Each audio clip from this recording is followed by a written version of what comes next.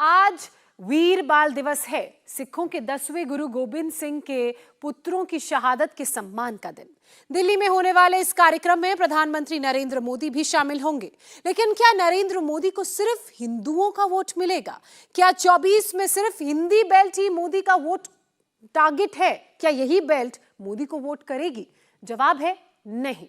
हिंदू तो मोदी को वोट करेंगे ही, साथ में मुस्लिम, सिख, जैन और ईसाई वोट भी बहुत मात्रा में मोदी की पार्टी को मिलेगा।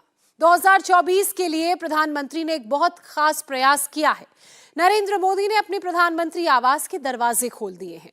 2024 की एक नई स्क्रिप्ट लिखी जानी शुरू हो चुकी है।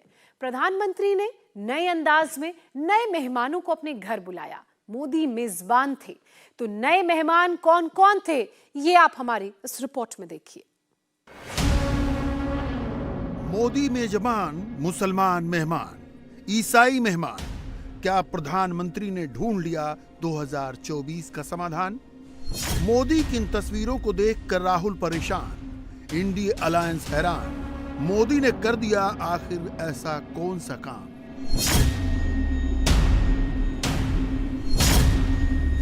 उन्नीस में मोदी को 23 करोड़ वोट मिले।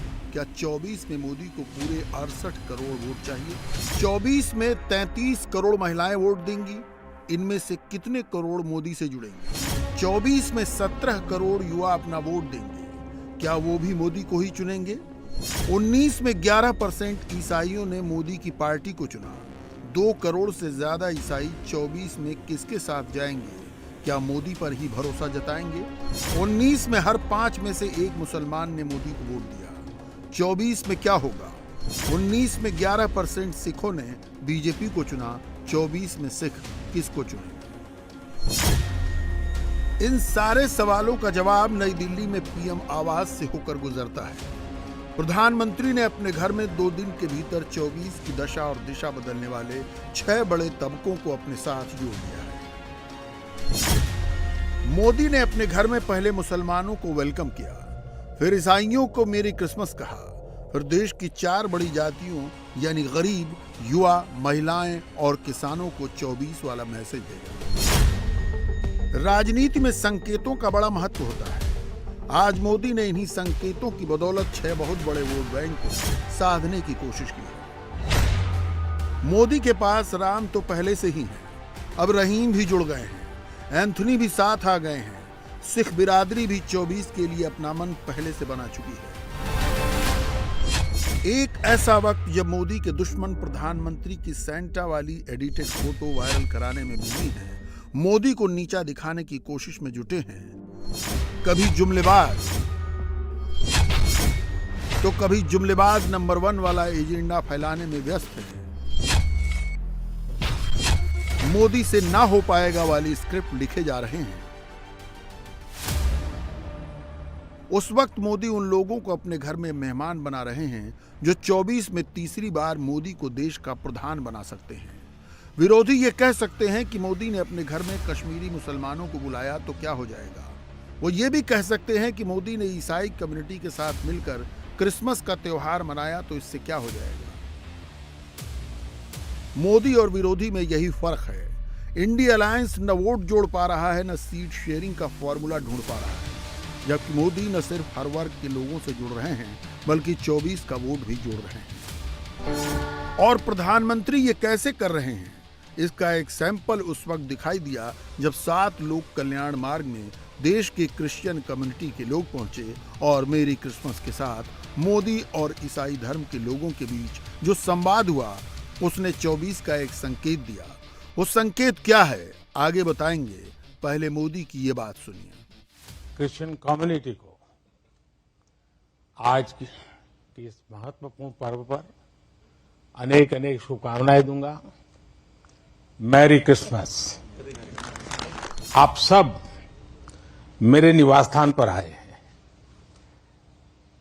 जब इंडियन माइनॉरिटी फाउंडेशन ने यह प्रस्ताव रखा था कि हम सब मिलकर क्रिसमस मनाए, मैंने कहा क्यों न मेरे यहां मनाए, और उसी में से ये कार्यक्रम बन गया। तो मेरे लिए बहुत खुशी का अवसर है। क्रिश्चियन कम्युनिटी के साथ तो मेरा संबंध कोई नया नहीं है, बहुत पुराना बड़ा आत्मीय नाता रहा है और बड़े वार्म रिलेशंस रहे हैं। गुजरात का सीएम रहने के दौरान मैं ईसाई समुदाय और उनके लीडर्स के साथ अक्सर मेरा मिलना जुलना रहता था और मैं मणिनगर जहां से चुनाव लड़ता था वहां बहुत बड़ी मात्रा में आबादी भी है और इसके कारण मेरा स्वाभाविक नाता रहता था। कुछ ही वर्ष पहले मुझे द होली पोप से मिलने का भी सौभाग्य मिला था। वो वाकई मेरे लिए बहुत ही यादगार पल था। क्रिसमस के इस अवसर पर मैं देश के लिए, क्रिश्चियन कम्युनिटी के लिए एक बात जरूर योगदान करूंगा कि आपके योगदान को भारत गर्व से स्वीकार करता है। देश में ईसाई समुदाय की आबादी 2 करोड़ 60 लाख है। ये समुदाय माइनॉरिटी में होकर भी चुनावी सीजन में गेम चेंजर साबित होता आया है। मोदी के विरोधियों ने समय समय पर यह खाई पैदा करने की कोशिश की है कि मौजूदा सरकार एंटी माइनॉरिटी है। बावजूद इसके ये वही बीजेपी है, ये वही मोदी हैं जिन्हें 2014 में 7% क्रिश्चियन कम्युनिटी का वोट मिला था, लेकिन 2019 आते आते इसमें 4% का इजाफा हो गया और तब बीजेपी को 11% ईसाइयों ने अपना वोट दिया था। मोदी की पार्टी के लिए 24 में ईसाई समुदाय एक इम्पोर्टेंट फैक्टर है, इसीलिए मोदी ने अपने ईसाई भाइयों को घर पर बुलाया तो क्रिसमस वाले दिन बीजेपी अध्यक्ष चर्च पहुंच गए। 24 में 400 प्लस का आंकड़ा टच करने के लिए बीजेपी को हर वर्ग का वोट चाहिए। भारत में सबसे बड़ी ईसाई आबादी केरल में है, जहां करीब 61 लाख ईसाई रहते हैं। 2019 में केरल की 20 लोकसभा सीटों पर बीजेपी का वोट शेयर 13% था, सीट एक भी नहीं थी। कांग्रेस ने 37% वोट शेयर के साथ 15 सीटें जीती। इस बार बीजेपी वोट शेयर भी बढ़ाना चाहती है, 24 में केरल से सीट भी जीतना चाहती है। मोदी के घर क्रिश्चियन कम्युनिटी के लोगों के पहुंचने की ये तस्वीरें खास हैं। ईसाई समुदाय के लोग यकीनन इससे प्रभावित होंगे और ये भी संभव है कि केरल जैसे राज्य में चुनाव के वक्त ईसाइयों की वोटिंग का पैटर्न बदले और वहां कमल खिले। यहाँ जीसस की ब्लेसिंग्स भी हमने ली। हम सब जानते हैं कि गॉड जीसस ने अपना सारा जीवन जो हम सब के लिए, मानवता के लिए प्रेरणा का स्रोत रहा और मानवता के लिए ही उन्होंने अपना जीवन लगाया, ऐसे गॉड जीसस को याद करने का आज दिन भी है। और मैं सभी लोगों से ये प्रार्थना करता हूँ कि उनकी प्रीचिंग्स, उनकी टीचिंग्स, उन्होंने जिस तरीके से जीवन में मानवता में अपना योगदान किया, विशेष करके शांति, सौहार्दपन और सभी को साथ लेकर के एक हार्मनी समाज में लाना, इसके लिए उन्होंने अपने आप को आहूत किया, अपना जीवन लगाया। उनसे हम सब लोगों को आज के दिन प्रेरणा लेनी चाहिए और उनके बताए रास्ते को ध्यान में रखकर सौहार्दपूर्ण वातावरण में देश में, दुनिया में मानवता, हार्मनी के लिए, पीस के लिए और सबके विकास के लिए अपने आप को हम सब लोग लगाए। यही गॉड जीसस से हम सब लोग प्रार्थना करते हैं। मोदी सीधे सीधे वोटर्स को अप्रोच कर रहे हैं। मोदी के विरोधी अभी पुरानी लाइन लेंथ पर ही चल रहे हैं। एक ही एडिटेड फोटो अलग अलग टाइमलाइन पर कट कॉपी पेस्ट कर रहे हैं। 3 राज्यों की जनता ने मोदी की गारंटी पर भरोसा जताया। कांग्रेस अब जनता जनार्दन को ही कोसने लगी है। मोदी मजदूरों की बात करते हैं, उनका हित सोचते हैं। इंडी अलायंस वाले उसमें भी तानाशाह वाला टेक्स्ट फिट कर देते हैं। कांग्रेस राहुल की फोटो के साथ दुष्यंत की कविता सुनाती है। राहुल को ही असली मजदूर बताती है, वीडियो बना बना के फैलाती है। राहुल कभी कभी कुली बन जाते हैं, कभी कारपेंटर नजर आते हैं। कभी ट्रैक्टर चलाते हैं, कभी किसान बनकर खेती करने लग जाते हैं, मगर ये सब सिर्फ कैमरे के लिए होता है, यूट्यूब व्यूज बढ़ाने के लिए होता है। राहुल ग्राउंड पर उतरते जरूर हैं, लेकिन ग्राउंड रियलिटी समझते नहीं हैं। राहुल जिन मेहनतकश मजदूरों के साथ फोटो खिंचवाते हैं, माहौल बनाते हैं, उन्हीं मजदूरों को, उन्हीं श्रमिकों को इंडिया अलायंस से जुड़े नेता शौचालय साफ करने वाला बताते हैं। डीएमके के सांसद दयानिधि मारन यूपी बिहार के लोगों का मजाक उड़ाते हैं, उन्हें नीचा दिखाते हैं। मगर जब मोदी उन्हीं श्रमिकों के बीच जाते हैं तो उन्हें सर आंखों पर बिठाते हैं, उन पर पुष्प बरसाते हैं, उनके साथ जमीन पर बैठ जाते हैं, श्रमिकों के पैर धोकर पुण्य का काम करते हैं। जब मौका मिले तब उन्हीं श्रमिकों के साथ प्रधानमंत्री चाय की चुस्कियां तक लेते हैं। गरीब मजदूर और श्रमिक वर्ग से ऐसा है मोदी का कनेक्शन।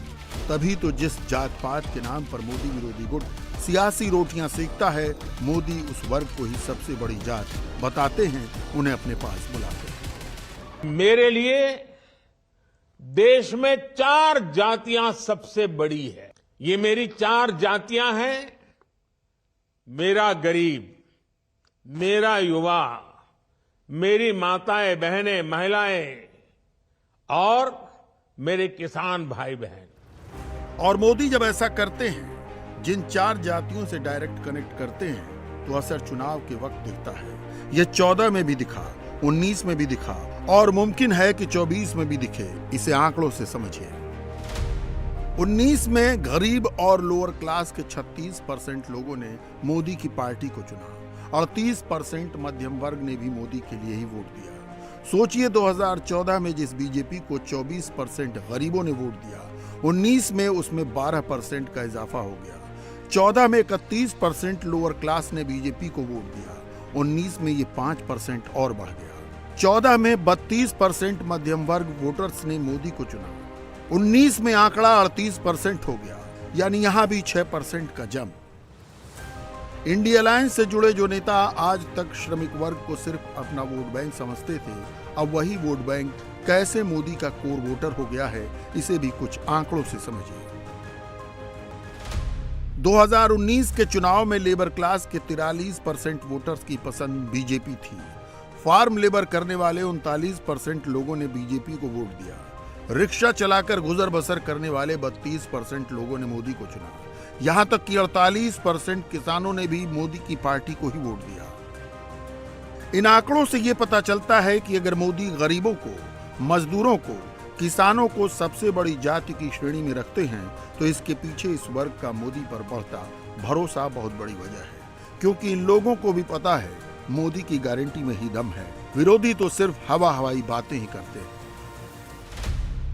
गुड गवर्नेंस का मतलब होता है जब शासन के केंद्र में सत्ता नहीं, सत्ता भाव नहीं, सेवा भाव हो।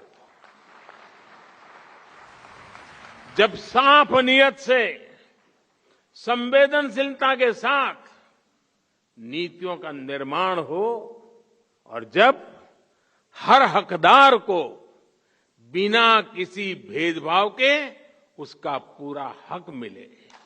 आपने भी देखा होगा मोदी की गारंटी वाली गाड़ी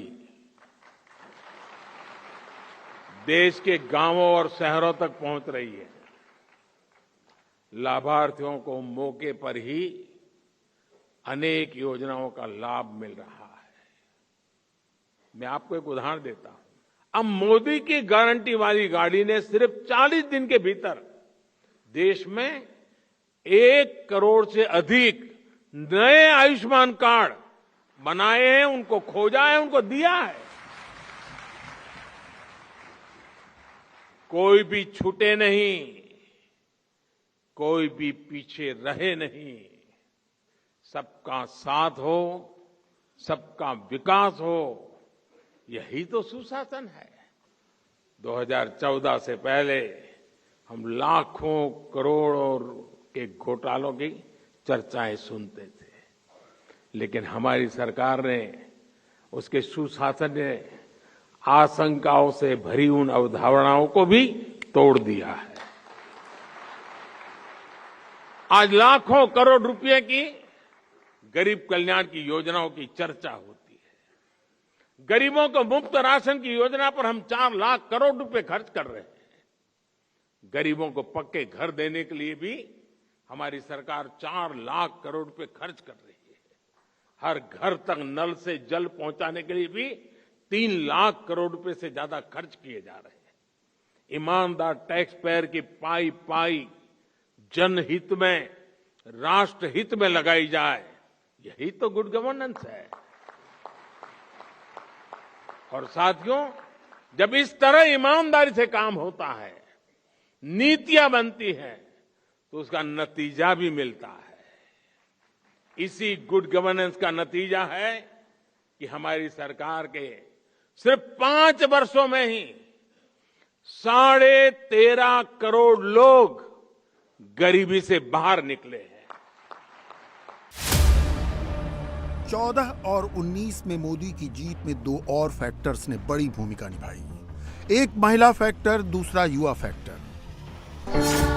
मोदी इसीलिए आजकल हर सभा में जब 4 जातियों का जिक्र करते हैं तो उसमें महिलाओं और युवाओं का जिक्र जरूर करते हैं। 24 के लिए ये 2 फैक्टर और भी इंपॉर्टेंट हैं। कैसे, पहले ये समझिए। एसबीआई की एक रिपोर्ट के मुताबिक 2024 के चुनाव में projected total voter turnout 68 crore रह सकता है। इन 68 करोड़ वोटर्स में से 49% यानी 33 करोड़ महिलाएं होंगी।